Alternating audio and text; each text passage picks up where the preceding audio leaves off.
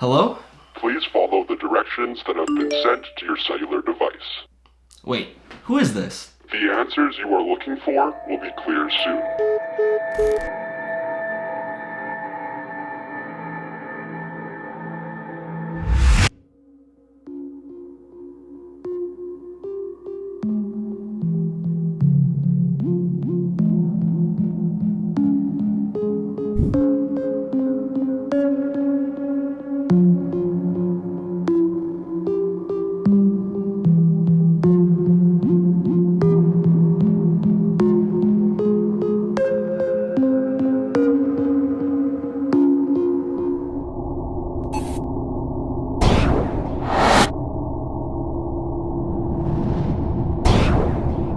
Hello?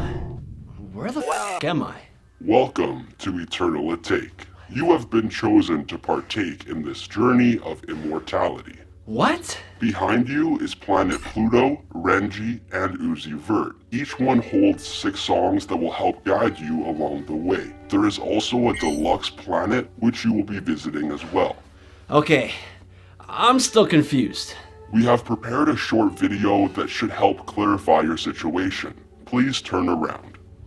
Welcome to Eternal Atake, an experience like no other. Symere Woods, aka Lil Uzi Vert, Renji, and Baby Pluto is not just your average rapper. As one of the pioneers of the SoundCloud era, Pluto has been able to push boundaries and create a following like no other, with the entirety of Eternal Atake, including the deluxe, capping off what has been quite the amazing journey. Although he is very unpredictable, with his sporadic behavior leading people to believe that this project would never drop, The eternal delay of Eternal Atake is a very much real thing. what is now for certain is the impact Eternal Atake has left on the culture. It's not every day that an artist can build such anticipation and intrigue from fans without releasing music for a significant amount of time, especially in the fast food era of hip-hop, where even the most popular rappers are falling off just as fast as they rose, hence making Lil Uzi Vert one of the few from the new school to achieve a combination of longevity and mainstream success. But with that being said, let's now take a look back at where Pluto's journey began and how this all started.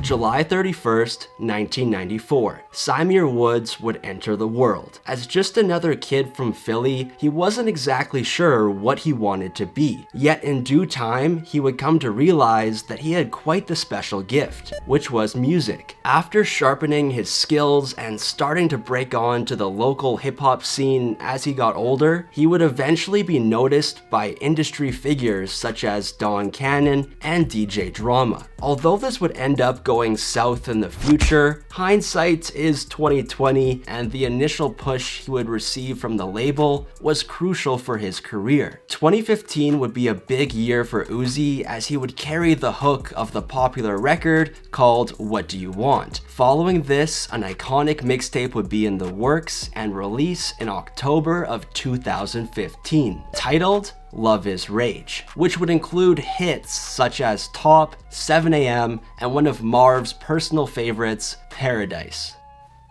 Wait, how did it know that? We scanned your YouTube channel and saw the top 10 Lil Uzi Vert video you made a while back. 2016 would be the pinnacle year for his career, however, as he would go on to drop Lil Uzi Vert vs. The World, The Perfect Love Tape, and 1017 vs. The World. Along with these 3 projects, he would also be a part of an iconic XXL freshman class and sit at the top of the SoundCloud charts with others such as Designer, Lil Yachty, and Chance the Rapper. Fast forward to February 26th of 2017, Uzi's newfound stardom would suddenly be taken to superstar levels with the release of a surprise 4-track EP, Love Is Rage 1.5. This EP was dropped on SoundCloud and happened to hold the original version of Uzi's biggest record to date, EXO Tour Life. A hit of this magnitude would help Uzi break into a more mainstream audience and would carry the promotion for his debut studio album, Love Is Rage 2. So with his career now reaching new levels, people were left wondering, what was next? Well, after hinting at a new project by the name of Eternal Atake in July of 2018, and having numerous snippets and leaks floating around the internet, fans were more excited than ever to see what Uzi would do next. However, with the reality of a toxic record deal sitting in and the pressures of social media rising, the world would have to wait to experience what you are about to embark on.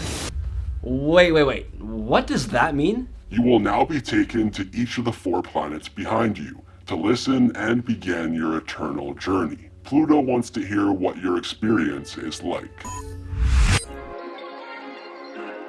After listening to Baby Pluto's contribution on this project, I gotta say that 4 out of the 6 tracks clicked with me right away. With those being Baby Pluto, Silly Watch, Low Main, and Homecoming. I've always been a fan of Uzi's more melodic style, so the grimy trap production and flows that were present on Pop and You Better Move didn't quite suit my interest. The first song on the album, Baby Pluto, was a great opener in my opinion, with an awesome build-up before the drums came in. Very reminiscent of his collaboration on Playboi Carti's track called Shootas, where there was about a minute of suspense leading up to the drop. Anyways, Silly Watch also stands out as a song that could have been placed as a single leading up to the project because of its extremely catchy chorus and production that suits the viral dance trends. Yet that can also be a bad thing though, because more likely than not, the TikTok people are gonna come and just absolutely ruin the song.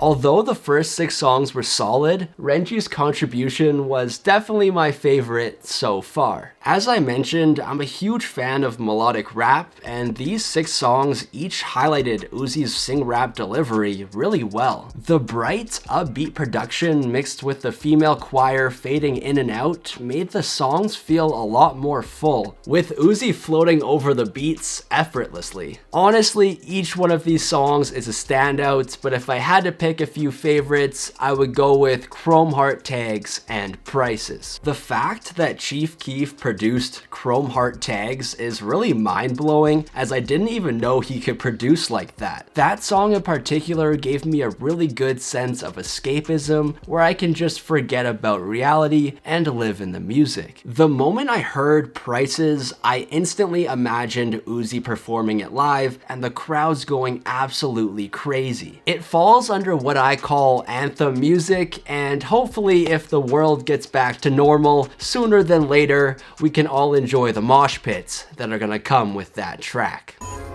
Yo, do we have to do this transition thing every time? I'm starting to feel sick over here. Uzi's contribution across the last 6 songs of this album is very interesting. With 2 of the 6 already being dropped as singles, they both did solid numbers, but weren't really needed in terms of promoting the project. See, with Love Is Rage 2, EXO Tour Life carried the hype leading up to the release. But with Eternal Atake, it was more so the social media tactics, mystery, and bigger than life experience that was being pushed that drove the overall marketing to the public. After listening to the singles numerous times, That Way stuck out to me as the better song, but Futsal Shuffle fit the theme of EA better. Secure the Bag was one of the weaker tracks overall, as it felt very dragged out and repetitive. Yet on the flip side, Venetia and P2 were amazing. At first, I was a little hesitant on whether I loved the approach he took for a part 2 of XO, but after a few listens and hearing the songs back to back, it made a lot more sense, and is without a doubt one of my favorite songs from Eternal Atake. So what did you think of the experience so far?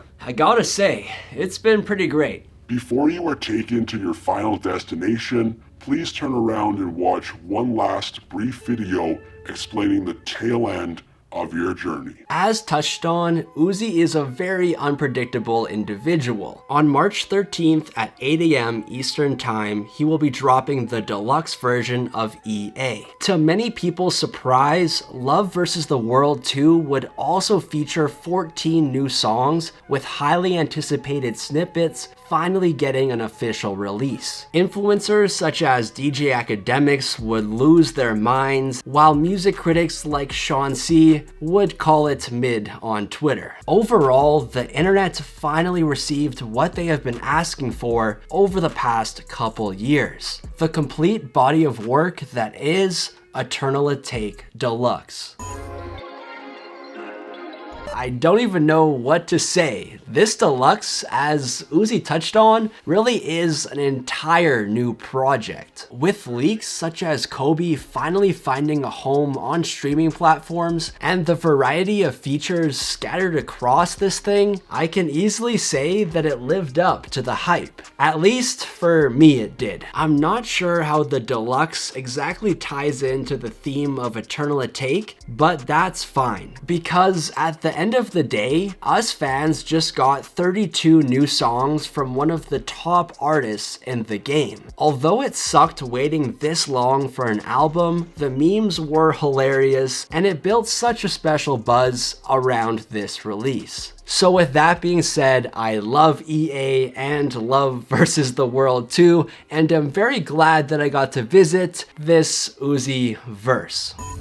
Your journey is now complete. Do you have any final questions? Actually I do. Who are those ladies in purple over there that have been stalking me this entire time? To be honest, I have no idea. I'm gonna assume that's my ride home, but is it cool if I chill here for a bit longer? With the way that 2020's going, I think I might be better off up here.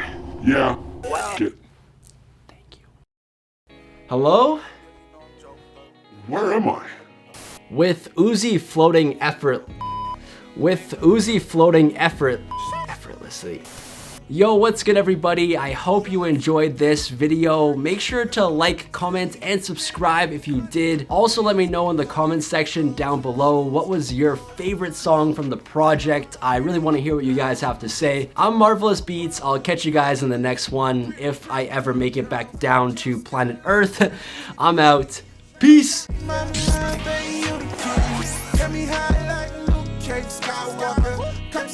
Cause you know that I'm out of order.